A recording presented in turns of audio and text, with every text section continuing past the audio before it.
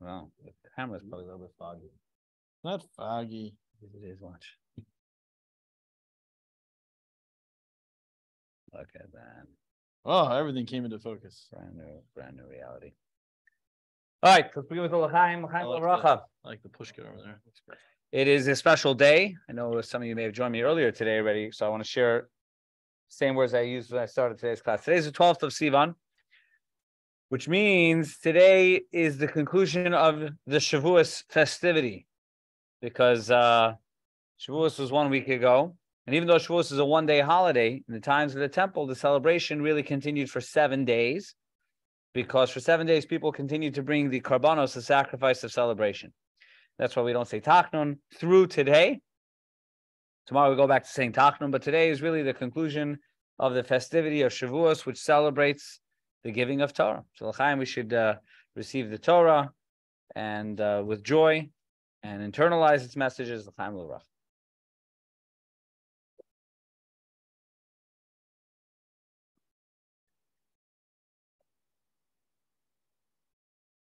All right, and the other thing I shared earlier today, I'll share again, was that earlier this week, a great Torah scholar, one of the leaders of the Torah world, passed away. His name was Rabbi Gershon Edelstein, and he was 100 years old. And a story, a picture that is, which was circulating, was a picture of him teaching a class from his hospital bed, teaching a Torah class to a handful of people gathered around his bed.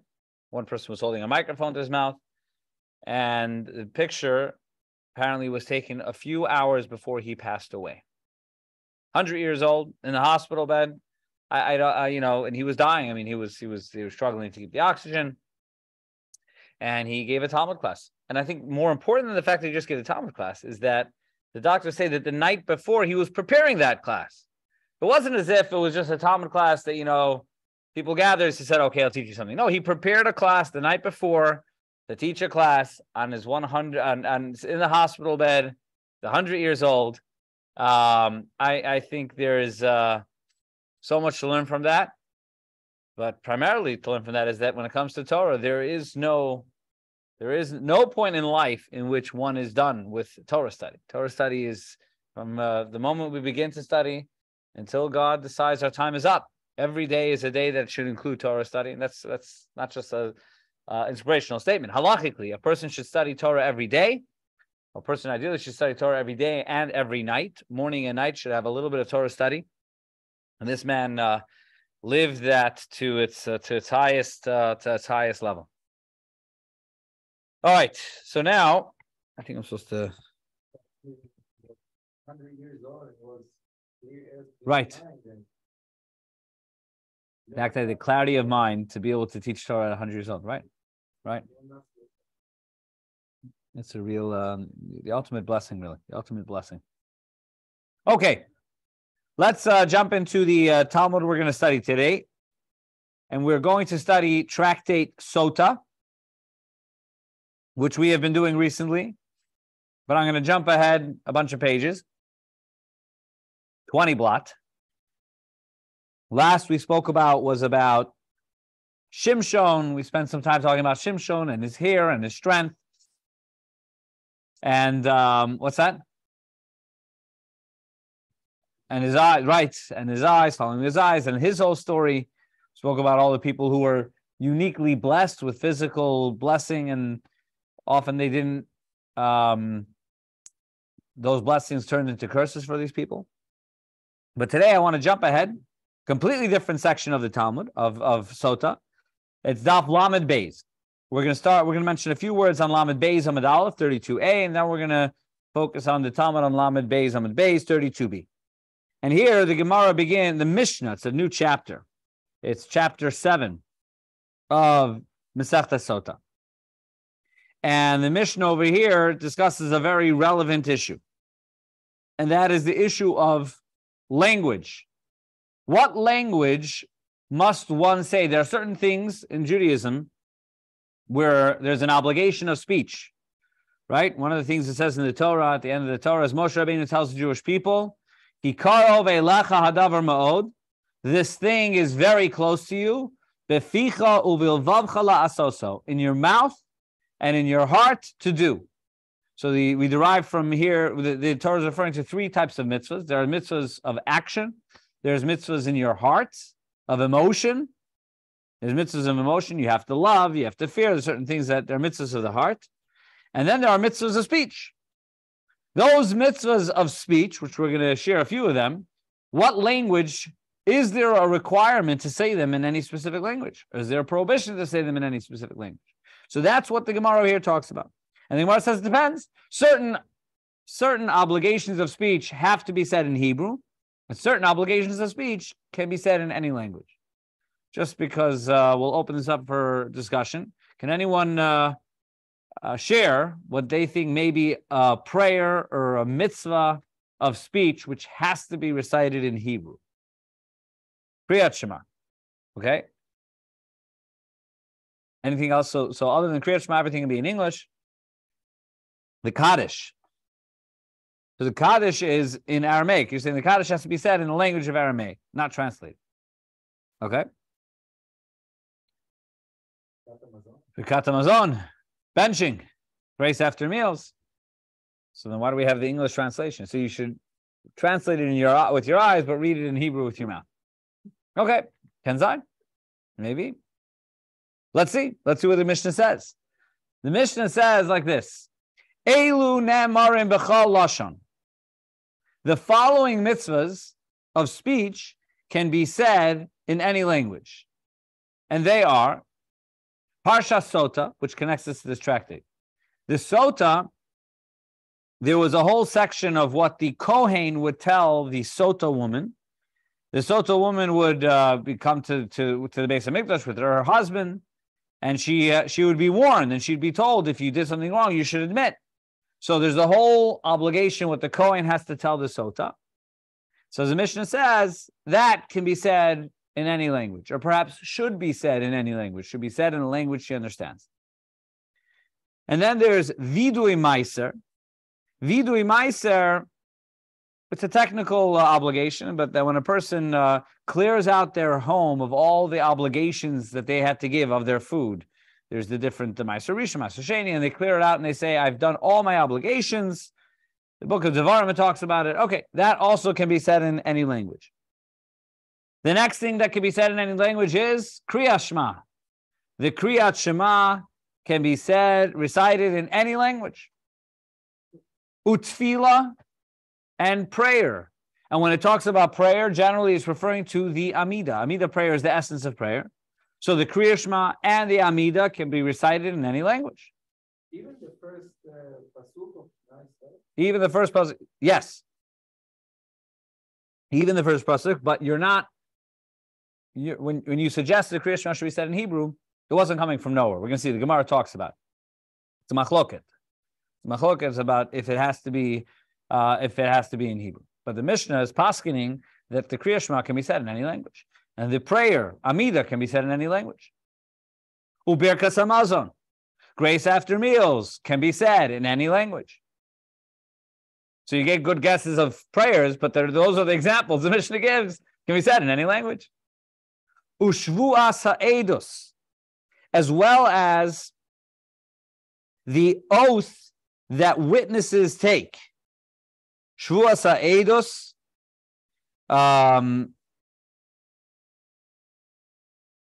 is the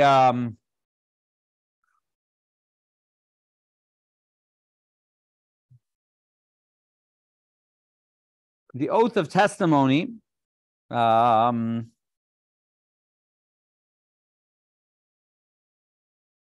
What exactly is the oath of testimony?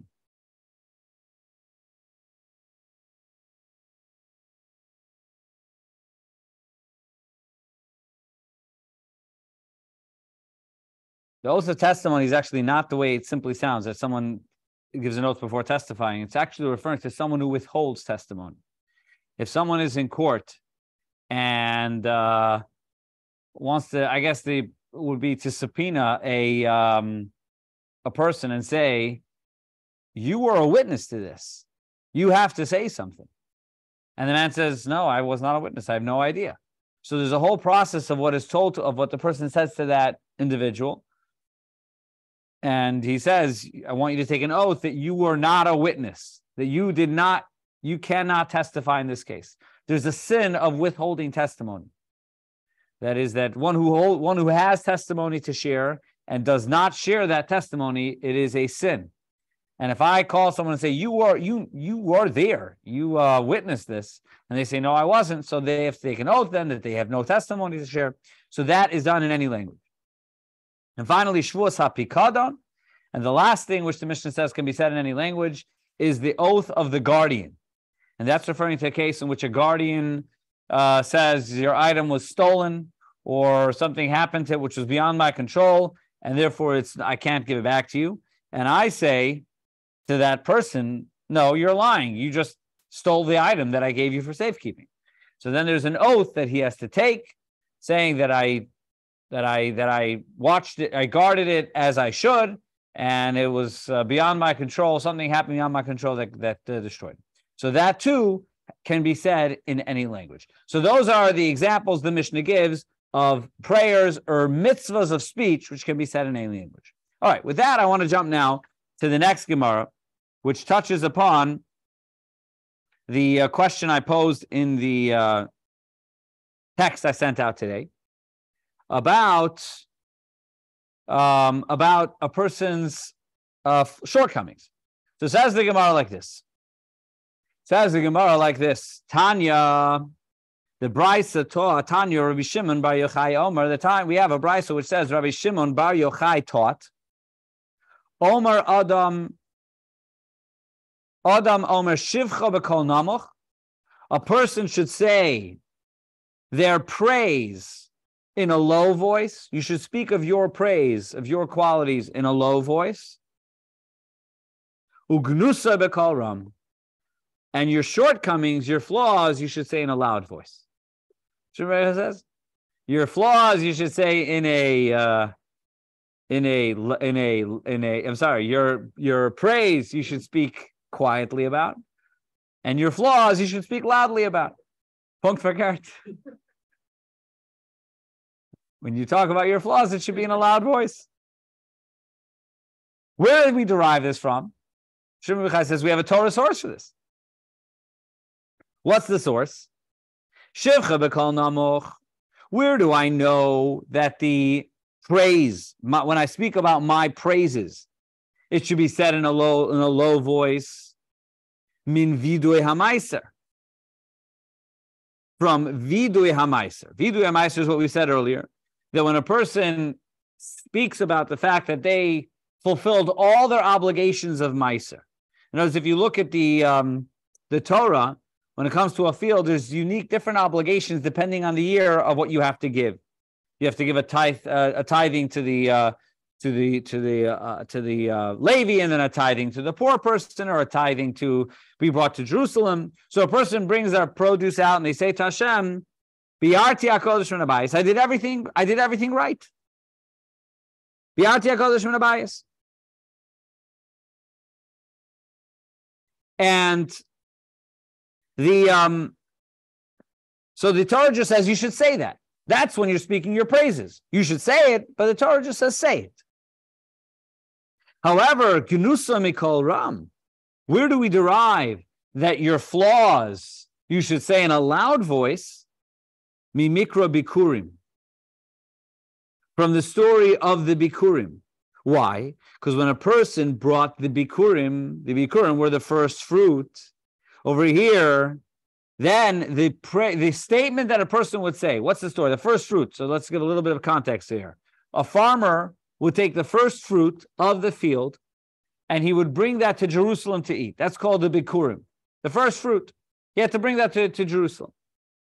What's that? That's something else. That's also Jerusalem. That's the fourth year produce. But Bikurim is the first fruit. And he would bring it to the whole process in the basket. And then when he brought it to the Kohen, he would make a whole declaration. And the declaration, it says, that declaration included statements which were self-deprecating.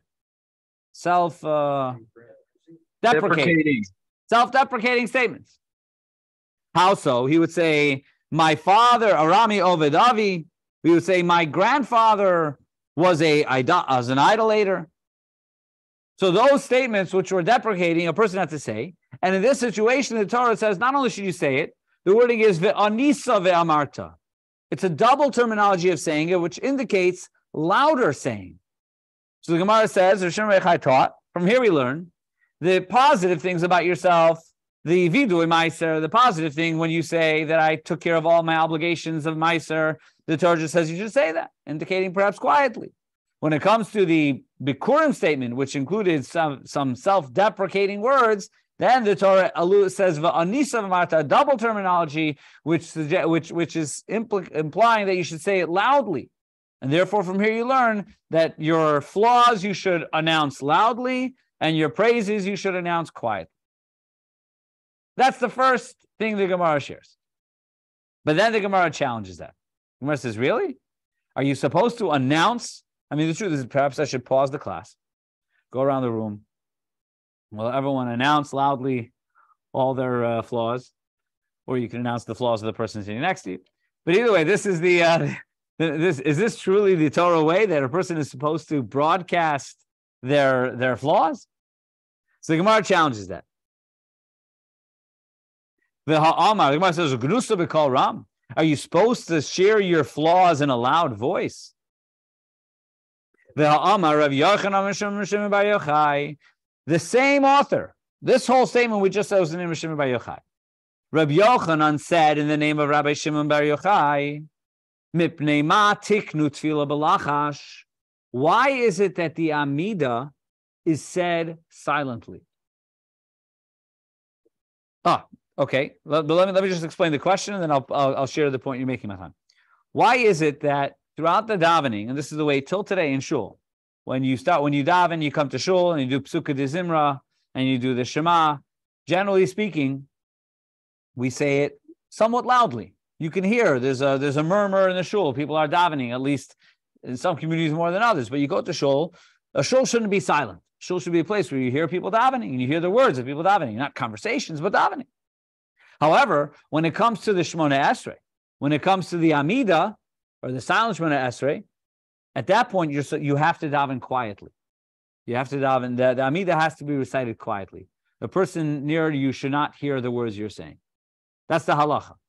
I remember once in one summer I was in Israel, and one of the things I did a few times was davened at the kotel, the Vasikin Minyan, which is the earliest. Vasikin Minyan basically means that they daven in such a way that they get to the Amida right by sunrise.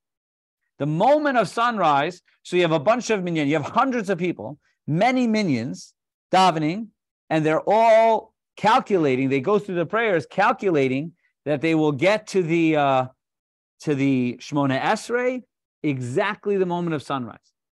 And I remember it was very, very fascinating. We were davening. Suddenly there's someone banged on the bima, indicating that right now is sunrise, and suddenly it's absolute silence. And all you see is like a bunch of talesim swaying and the birds chirping because it was the Amida. And once you get to the Amida, it's done quietly. The question is why? If the Shema is said out loud, we say the Shema out loud, Shema Yisrael Hashem Elokeinu Hashem Echad.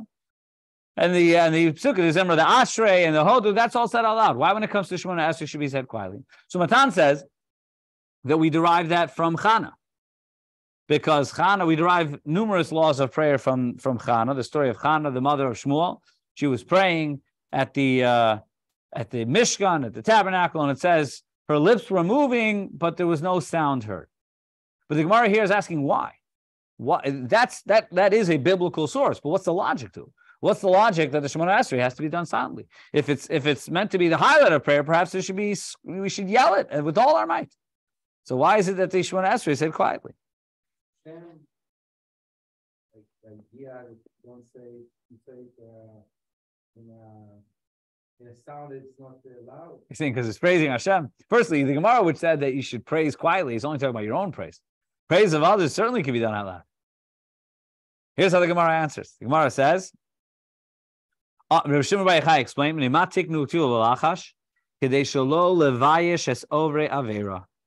so not to embarrass those who committed sins. What's the cheshm? What's the calculation? How does a silent Shemona Esrei ensure that no one is embarrassed? Or perhaps more simply put, why would a loud Shemona Esrei embarrass people? The answer is because the proper concept of the Amidah was a prayer in which at some point in the prayer a person would confess their sins. And confession of sins, unlike the way most of us do today, which is we say, if someone says out loud, there's something embarrassing about that because they're just saying the standard prayer in the Siddur. But the proper confession, and till today, proper confession means to confess verbally the specific sins that I have committed. That's proper confession. It's not just a general terminology. And as the Rambam says this very clearly, and he says this with regards to, I believe he's talking about Yom Kippur, the law of confession. Confession, which is a major part of Jewish faith, is the obligation to confess one's sins, not to another human being, but to God. And confessing one's sins means to spell out the sin that I've done. And part of the Amidah is the confession of the sins. No other part of the davening is a confession of sins. The Amidah is a confession of sins. So therefore, if we were to daven Shemona Esrei properly, which includes the confession of our sins, so then if the Shemona Esrei were to be done out loud, then somebody who had committed certain sins and wanted to confess, they would be confessing out loud, which would cause extra embarrassment. So in order to avoid the embarrassment, therefore they said Shemona Esrei should be said quietly, and therefore whoever's confessing their sins, nobody knows about. That's why there's the silent Shemona Esrei. By the way, elsewhere it says, an interesting idea, elsewhere it says is that praying out loud displays a lack of faith. Praying out loud expresses a lack of faith because when you pray out loud as opposed to silently, perhaps you are suggesting subtly that God will only hear me if I pray out loud. If I yell, then God's going to hear me. God needs help. So therefore I'll yell so that my voice will certainly be heard by God. And that's the lack of faith because obviously God hears your words even if you pray silently. So that's another idea that's shared about the idea of praying, of the problem with davening the Shemona Esrei out loud is because it could lend itself to the suggestion that one is saying, "Oh, God only hears me when I pray out loud." Yes.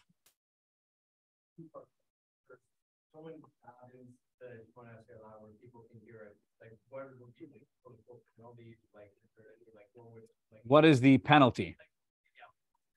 I'd say a penalty for davening out loud would be a donation to Beis Chabad. I would say that would be appropriate. But the answer is I don't know. It's just not the right thing to do. It's not the right thing to do. I don't know. It doesn't talk about a penalty, but the Shulchan Aruch says that you shouldn't. And the Shulchan Aruch actually gives a marker for this and says that if someone outside of your 4 amas, so someone outside of, let's just give a loose term, if someone 6 feet away from you can hear you, then it's too loud. That is the because your 4 amas, your 6 the 6 feet of your surroundings is considered to be your place. So in that place, if you're heard, that's not called out loud. But if someone can hear you outside of that, that's already too loud. Why, when you say about doing prayers, like and all that, you say it's not supposed to be out loud, or that something? No, so the rest of the davening is appropriate to do out loud. The brachas, the psukim, the zimra, all that is okay. It's only the Shemona Esrei, because the Shemona Esrei includes this idea of confession, and therefore by doing it silently, one is protecting the dignity of someone who has a lot of things to confess. Yes. We feel these 2-part questions. Okay. All right. So, first of all, if the whole idea is because of the confession, so how come in Tachanun we do it out loud, and right. Yom Kippur you have so many ways of confession, we still do it out loud. Right. So, firstly, when you say, I think, I'm not sure the exact answer, but here's what comes to mind, is that the tefillah of the Amidah is the place where you are supposed to then incorporate your personal messaging. And perhaps the Tachanun, which is said afterwards, is not the place for you to do the personal confessions. And then you should follow the nusach. The Shemona Esrei is the place. If you have a personal tefillah to Hashem, it should be done during the Shemona Esrei. Some people doing during Shema Koleinu. The idea of the vidui for Havana, some say should be at the end of Shemona Esrei. But the personal messaging, I believe that is supposed to be done in the Shemona Esrei. And therefore, any time that you're following a script, a nusach, there's no concern anymore because everyone's saying all the same words. It's about the personal messaging, the personal vidui, and apparently, again, I don't know if this is this way today, but certainly in times of the Gemara, the expectation was that would be done in the middle of the Shemona Esrei, in the middle of the Amidah. Okay, and the second part is, if you said it's lack of faith, right? To daven out loud, yeah. How come the old tefillah, not the Shemona? So very good. So now I'll spell that out. So Matan is asking, if davening out loud is a lack of faith, so why by the whole Shemona, why by the whole davening do we daven out loud? So the answer is a little bit nuanced, like this. Once it's established that the Amidah prayer should be done silently, then a person who does it out loud, that's where the messaging is, I don't want to do it quietly because I want God to hear me. Throughout the davening, we're doing it out loud because it's chayas. We're not doing it out loud because we need God to hear us. God will hear us regardless. The Bible says God hears our thoughts. But the point is we're davening out loud throughout the davening is because we want to build excitement and passion. And that's the reason we daven out loud. So it should be with an energy. By the Shemona Esrei, these two reasons kind of work together. That by the Shemona Esrei, where this Chachamim told us that one should say it quietly, at that point, if someone says, no, I need to say it out loud, then that seems to say that I don't want to say it quietly because I want to make sure God hears me. And that's why by the Shemona Esrei, where everyone is doing it quietly, and one person says, I'm going to do it out loud, that's where the problem, the second issue comes up of that it seems to be a lack of faith. So that's how the Mefarshim explain how these two reasons kind of work hand in hand. Okay, fine. So, but all this brings us back to a question. Rabbi Shimon Bar Yochai, a moment ago, we said Rabbi Shimon Bar Yochai says that you're supposed to advertise your shortcomings, right? We said that we learned from the Bikurim that your Gnusa b'kol ram, that your flaws in a loud voice. And now we have a statement from the same Rabbi Shimon Bar Yochai which says that the Shemona Esrei is silent because you shouldn't be your confessions, your mistakes should be said silently. Which is it? So the Gemara, and then the Rabbi Shimon Bar Yochai says another proof to this. What's another proof? An interesting proof to the fact that we don't look to highlight or to advertise a person's mistakes, because in the temple there were various types of sacrifices brought. There's the chata sacrifice and the ola sacrifice. What was the chata sacrifice brought for? Generally speaking, a chatas was brought for a sin. The chatas offering is translated in English as a sin offering. So the sin offering was brought on, let's see, which side? I believe on the northern side of the Mizbeach. If you study the laws of the temple, you'll come to see that not only were there various sacrifices, but there was every sacrifice and every offering had a specific place that it had to be brought on the northern side of the altar, on the southern side of the altar, on the top, on the bottom. So there was different places, and the sages said it was established that the sin offering was brought at the same location as the carbon ola, which was not a sin offering. Carbon ola is I don't know how it's translated in English, but carbon ola is the ola sacrifice. The ola sacrifice was not brought for a sin. Ola sacrifices were brought for other reasons, but not for a sin. Why is it that both sacrifices were brought at the same place in the Beis Hamikdash? So no one would know. Which seems to tell us again. But if the previous Gemara said that that you're supposed to advertise your shortcomings, your problems, so it should be part of the advertising. Should be the animal was brought to a certain location. So again, both of these sources, the silent Shemona Esrei and the Karbanos, seem to say that a person is supposed to hide their sins. You're supposed to repent for them. You're supposed to do tshuva, but you're not supposed to advertise it. So the Gemara says, how does the Gemara answer this question? Lo tema gnusa, the Gemara agrees. The truth is, the Gemara agrees that you should not broadcast your mistakes.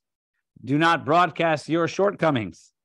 What does it mean earlier when it said, rather replace the word genuso, which means one's shame, with sa'aro, with one's pain? A person should advertise their pain. That should be advertised. Let me just conclude this. Tanya, as the Brisa says, the tame yikra. When a person has sara'as, when a person was a mitzora, it says tame yikra. The impurity will be called out, because for a tzaras is in pain because they have to be distanced from the whole community.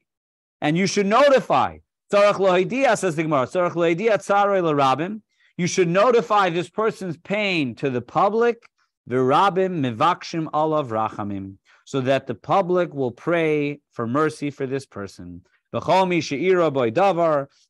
who something happened to, tzarech lohidia l'rabim, should notify the public. The rabim mivakshim rachamim alav, so that the public will ask for mercy for them. And by the way, this is a very interesting Gemara. It's when a person is going through tsa'ar. So you see different attitudes about it. Some people are very private about the pain that they are going through, very private about whether it's an illness or, God forbid, any negative thing. Some people really don't want others to know about it. And we respect that. There's even some people who are even concerned because of ayin hara, regardless. But there is some who have there's many whose approach is, I don't need the world knowing about my problems. But if you look in the Gemara says there's real value to notifying people of your problems, because people will pray for you. And don't underestimate the power of prayer of others. I think many of us here know, so I don't think this is a secret, that there's someone in our community who's going through treatment right now. It's Dr. Bruce Rubin. And I'm in touch with him regularly. And he swears to me, he says, the only reason I am succeeding in what he's going through, he's dealing with leukemia, and he's having a bone marrow transplant, which he's going through right now. And he says, the prayers of the community have carried me. He says this without a doubt. He says, I am getting better only with the help of the prayers of the community. And therefore there's this idea that don't underestimate the power of prayer of the community. Now, again, I respect, because I know this happens all the time, I respect people who say, I don't want that attention. I'd rather, and maybe even for their health, they say, my health, I need privacy, and therefore I don't want people knowing, But the Gemara clearly is saying that if somebody doesn't feel strongly about it one way or another, if I meet someone there to say, you know what, you tell me, should I publicize it or should I not? This Gemara says pretty clearly that you should publicize the pain so that people will daven for you, and there's the power of the prayer of the public. That's what the Gemara says. All right. But anyways, this brings us back. Yeah. Wasn't that burnt all the way compared to like a sin offering? Yes. Yeah, it was completely consumed. Yes. If somebody was trying, standing there and trying to figure out, why is this person bringing the carbon? Is it a carbon of thanks? Is it, so they spent a few hours, they would find out why that was. But that's, yeah. Yes, correct. They would figure it out. Yes. Then the chatas, it would be consumed. The chatas is not fully consumed. The The ola is. I mean, Enjoyed, yes, it is eaten by the Kohanim. Not the sinner, the Kohanim. Yes, because the shlomim is consumed by the person who brings it. The chatas is consumed by the Kohanim. Correct, exactly. If I'm not mistaken. I have to go back and to confirm that. I'm pretty sure that's the system. All right, so now the Gemara goes back to it. But again, I think we've reached some very important conclusions. The Gemara says it is not appropriate to publicize one's sins. It is appropriate to publicize one's pain. It's not appropriate to publicize one's sins because, now why not? Wouldn't there be a benefit to publicize one's sin? The answer is because publicizing a sin in a way is almost disrespectful to God. It's bad enough that one has gone against God. They're going to now announce it, even if they're saying it as a form of self-deprecation, but really it cheapens it. It's if you're truly embarrassed about something, you keep it quiet. You have to do tshuva. You have to repent. And if you've harmed someone, you have to tell them about it. You can't, you can't. This doesn't work when you haven't. If you've hurt someone, you have to own up to them. But the idea of just notifying the public, there's no value to that according to the Talmud. Maybe there's an exception. We'll get to in a few minutes. Now the Gemara goes back to this discussion. The Gemara says, Gufa. Let's go back to that statement which we just quoted a moment ago, and let's focus on it a little bit. Amar Rabbi Yochanan says the name of why is it that the Shmona Esrei was established to be silent? So not to embarrass those who committed sins and those people who want to confess their sins during the Amidah. So when everyone says it quietly, so if we were to say, well, it's up to you, say it loud or quiet. So then we would begin to assume that anybody who's saying it quietly, it's because they probably have things they're embarrassed about. So therefore, everyone says it quietly, so nobody's embarrassed. And then the proof is, there's no difference between where the chatas, the sin offering, was brought and the olah sacrifice was brought. But now, and this will prove your point further, Danny, that if someone really was trying to find out, they could. Gemara says, V'loi, is there really no difference between the olah and the chatas? There is a difference. Va'ika damim. There's a difference in how the blood was placed on the altar. Dam chatas lamaila. The chatas blood, the animal, the chatas sacrifice, the blood was placed on the upper section of the sacrifice of the altar of the mizbeach. There was a red line on the mizbeach, and that red line in the middle of the mizbeach separated what was called the upper and lower half of the mizbeach. So the chatas was placed, the blood was placed in the upper half of the mizbeach. V'dam olah, as opposed to the sacrifice olah, the blood was placed in the lower half of the mizbeach. So then, there was a distinction between the chatas and the olah. Says the Gemara, Hasam Kohen Udiyada. The only one who really notices that is the Kohen. This is the Kohen, but no one else would really notice. But again, it does seem to say that if a person was really paying close attention and was spending time in the Beis HaMikdash trying to figure out what other people's history was, so then, I guess they could figure it out if they paid close attention. But the Gemara says, generally speaking, it was only the Kohen who would notice that.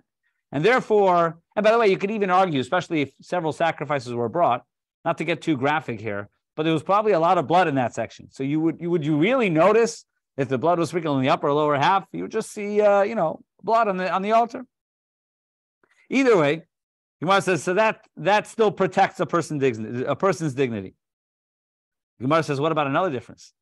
The other difference is that a chatas was brought from a chatas was a female animal. Chatas nekeva, and olah is a zachar, and the olah sacrifice is a male animal. A regular chatas was a female goat or sheep, and the olah had to be a male sheep, goat, or ox. So there are some identifying markers that where a person could tell. If this is a female animal, they would know that it is a chatas. And if it's a male, they would know that it is an olah.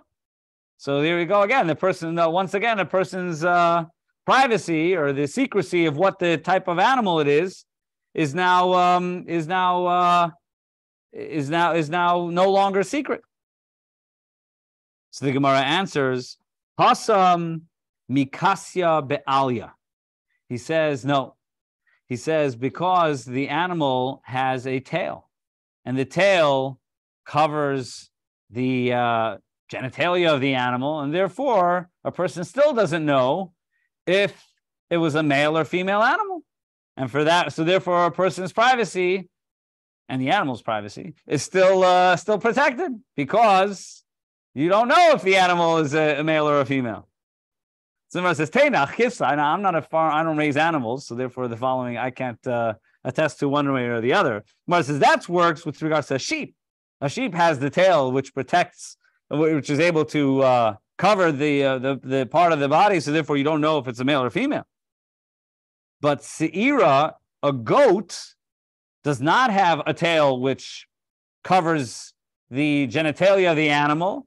Therefore, if a person brought a goat, they would immediately it would be clear if it was a male or a female goat, and then it would be clear if it was a chatas or a olah. So again, the person's dignity, this person's guilt is obvious to everyone. So how do we go? We're going back to Shneur Silberberg's message. The Torah does not seem to be sensitive about a person's sins because a person would, any bystander would know if this was a sin offering or an olah offering. So what does Gemara answer? Hasam ihu de kamichsef nafshe. Saying in that situation, if a person brings a goat, and the goat again is very clearly identifiable if it's male or female, and therefore very clearly identifiable if this is a chatas offering or an olah offering, well, that's your mistake. The person who brought it, that's their problem. They could have brought a sheep. Anyone who commits who commits a sin, which is required to bring a sacrifice, it's up to them whether to bring a sheep or a goat. The fact that they brought a goat, which clearly identifies the fact that it's a sin offering to the bystander, that's their problem. The Torah gave them an option to bring a sheep, in which case the bystander wouldn't know. And I don't think a sheep is more expensive than a goat, but I don't know. What is it? So you're saying the sheep is more expensive? How can we? Let's just go to eBay. I mean, we don't have to speculate. Amazon. What is the Amazon goat? The Amazon Prime. You get a goat within 2 hours shipped to your door. Well, what's that? Probably. Either doesn't may. The Gemara says the fact that this person could have brought a sheep and therefore the Torah gave them the path to bring a sacrifice, and their dignity would be protected because nobody would know whether it was a male animal or a female animal. Only the Kohen would know if the blood was on the upper half or the lower half of the Mizbeach, and therefore nobody would know that this was in reaction to a sin that they committed. Yes? What's the significance of is there a female animal or male? The significance is not okay. I'll answer for the purpose of this Gemara. Significance is that a sin offering was a female animal, a non-sin offering was a male animal. So the whole idea over here is we want to protect the dignity of the person.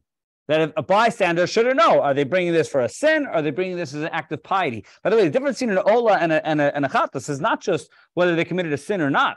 The olah is a very pious.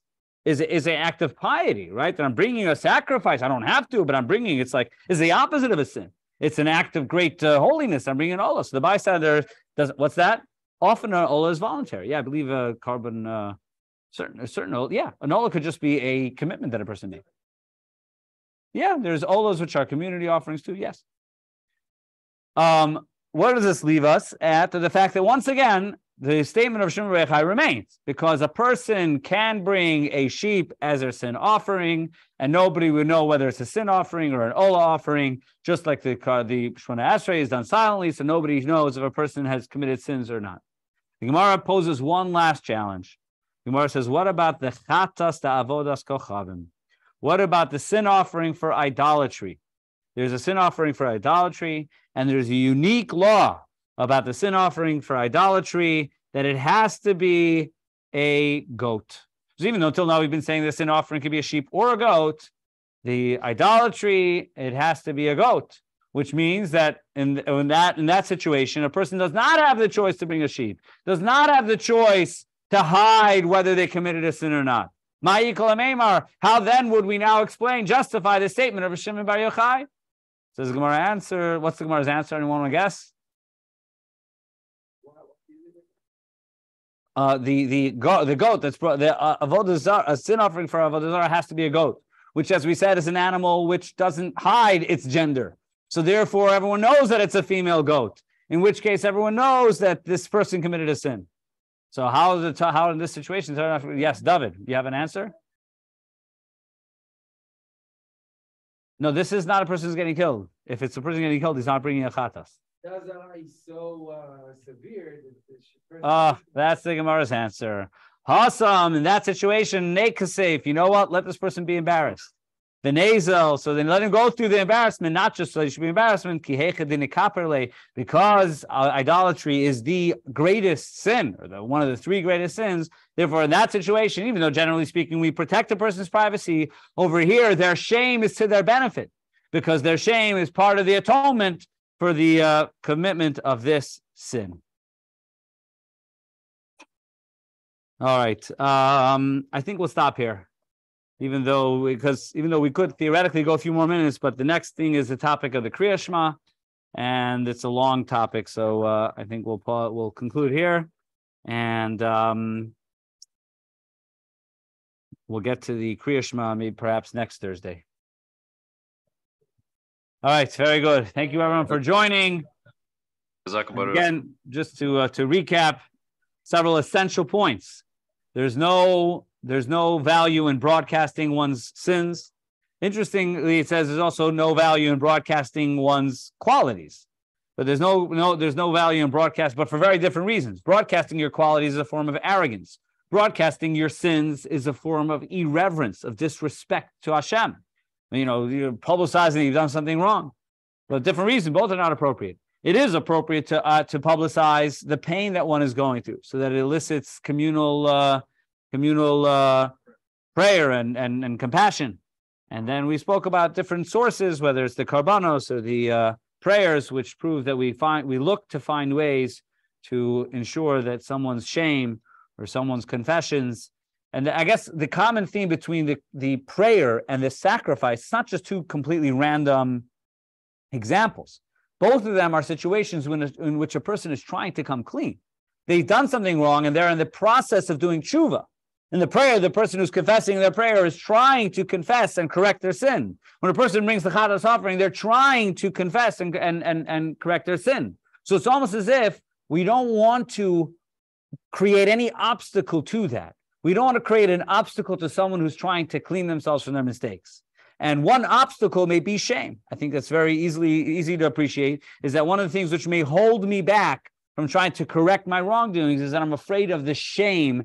I really want to fix this mistake, but I'm afraid of the shame that if it is known that I've done this thing wrong, then the shame is what stops me from correcting my mistake. And therefore, the Torah goes to lengths to make sure that we protect a person from the shame, allowing them to do tshuva for their mistakes. I think it's an important observation to appreciate this Gemara a little bit more. All right. Very good. Very good. Thank you all for joining. Have a good Shabbos. Looking forward to studying again together next week. Thank you. You're welcome.